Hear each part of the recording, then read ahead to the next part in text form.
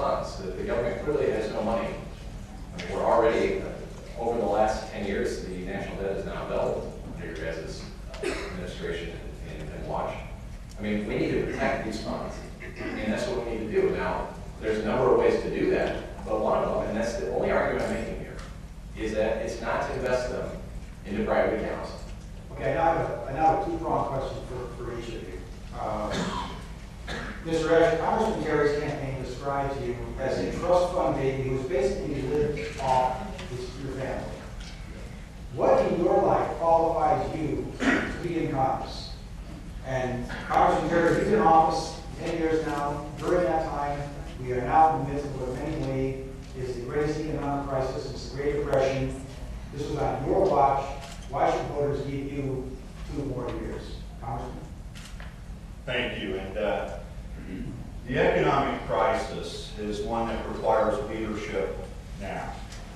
Warren Buffett, Alan Greenspan, the national experts in economy did not see this trouble coming.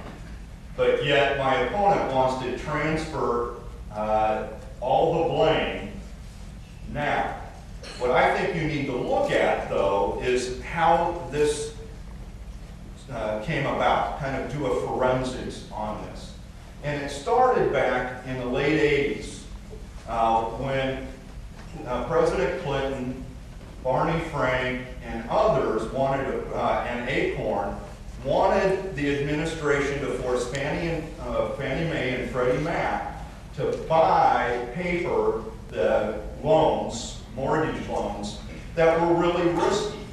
They went, because of the pressure from Barney Frank, who I have respect for, and Dodd and others, to, let's see, I think it went from about 2% of risky subprime loans to almost 30% from the pressure. And that was wrong. And when the administration and when many of us saw that Fannie and Freddie were getting too big and there were problems and wanted to regulate them, it was Barney Frank and Chris Dodd and others that fought that. So what we need to do is put the responsibility for this on those that actually participated in it, Joe. Mr. Esch, what qualifies you to be in Congress? Well, first of all, I'm not a trust fund baby. And, you know, I feel like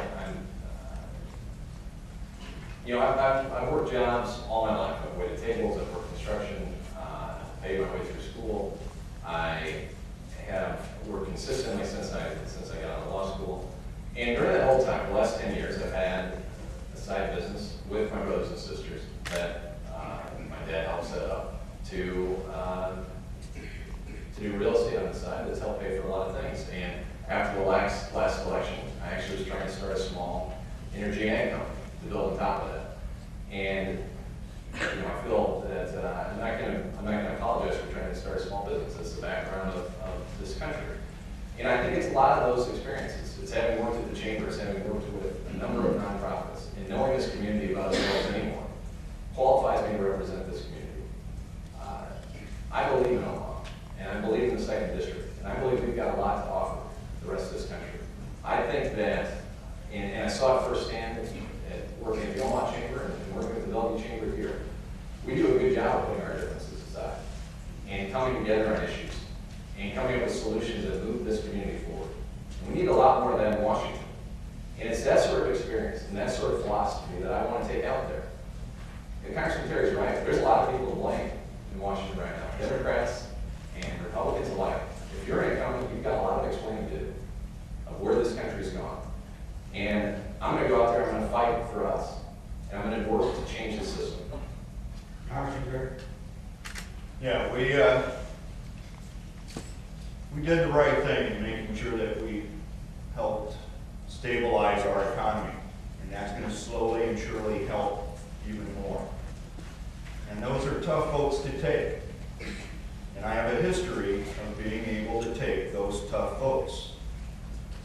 And I think the next step here is to make sure that we have a regulatory scheme that's in place. I've called on, I've written letters to the president and the leadership to say what we need to do is blue ribbon panel of experts that can look at the market and say, this is how it's going to be regulated, so that we can make sure it's all captured, that we don't get into 120% loans again, and then have political pressures put on Freddie and Fannie Mae to do something that was so risky and so damaging to our economy. If I quickly follow up, Congressman, you said that that vote was your toughest vote. What was your second toughest vote last year? Oh, boy, that's a good one. There's several on appropriations that were tough. I think probably one of the toughest was authorizing military use. That was probably number 2, although that was a few years ago, to authorize military use within Iraq.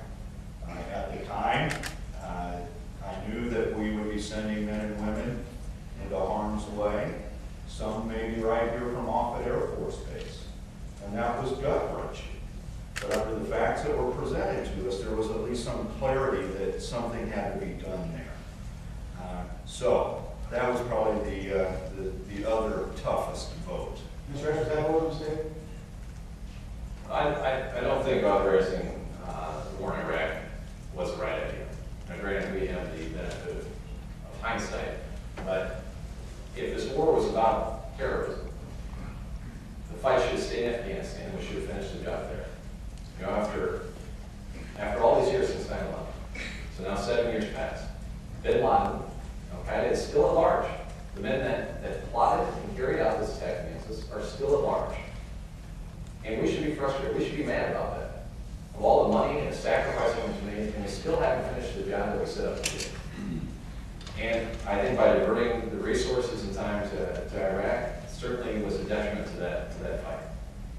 But, you know, I think a theme that we're seeing throughout this is that, you know, 9 out of 10 times my opponents voted with his party. And that's true of not just him, it's true of just about every representative we have in Congress.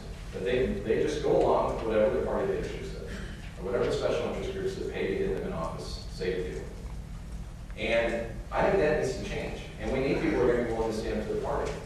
And especially for this community. Now that we are going to have now that we do have a Democratic, and we'll continue to have Democratic control of Congress, this community needs a voice, a moderate centrist voice within the Democratic Party that's going to fight for these changes and stand up against people when I don't think they're right.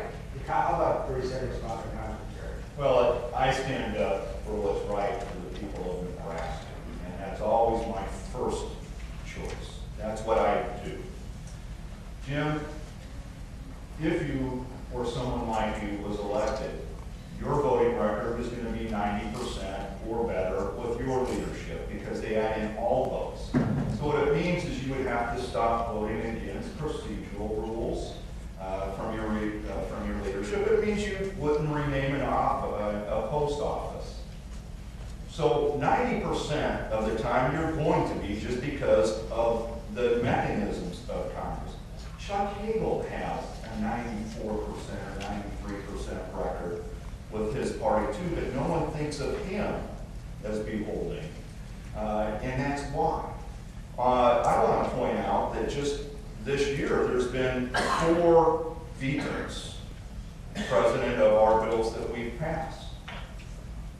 2 of the 4 times I voted against the president, not only on the bill over his veto threat, but to override as well, because those times where it was making sure that doctors were paid adequately so they continue to treat senior citizens under Medicare, that was appropriate. The other was building infrastructure that he vetoed. So when it's the right thing for Nebraska and our people, that is how I vote. Mr. Esch, 30 seconds, and I want to move on.